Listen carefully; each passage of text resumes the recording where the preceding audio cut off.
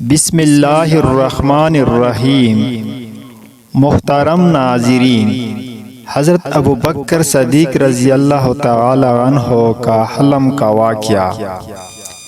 ایک دن سرکار دو جہان کی مجلس میں صحابہ کرام رضی اللہ تعالی عنہ حاضر تھے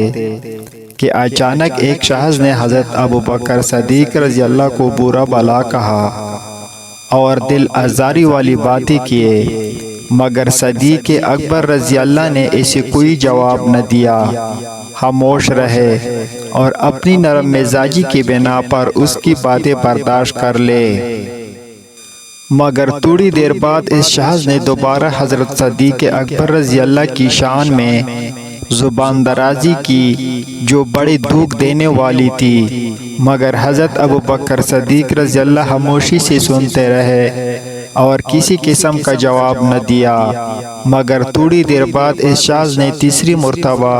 پھر سخت الفاظ سے کہا، اس پر حضرت صدیق اکبر رضی اللہ بدستور چپ رہے، مگر جب وہ حد سے بڑھنے لگا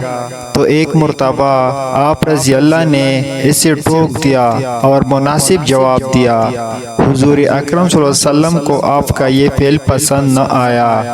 اور حضرت محمد صلی اللہ علیہ وسلم اٹھ کھڑے ہوئے اور کسی اور مقام کی طرف چلنے لگے، مگر صدیق اکبر رضی اللہ نے عرض کی، یا رسول اللہ، یہ شخص مجھے برا بھلا کہتا رہا تو آپ نے کچھ نہ فرمایا، اور اب جب میں نے اسے جواب دیا تو آپ کو میری کون سا عمل اچھا نہیں لگا ہے؟ حضور صلی اللہ علیہ وسلم نے فرمایا، ایک فرشتہ تیری طرف سے جواب دے رہا تھا، لیکن جب تم نے جواب دیا تو فرشتہ چلا گیا اور شیطان آ گیا، یعنی جس طرح تم نے پہلے 3 مرتبہ آزاری پر حلم سے کام لیتے ہوئے اسے کچھ نہ کہا، تو اس مرتبہ بھی حلم ہی کا مظاہرہ کرنا چاہیے تھا۔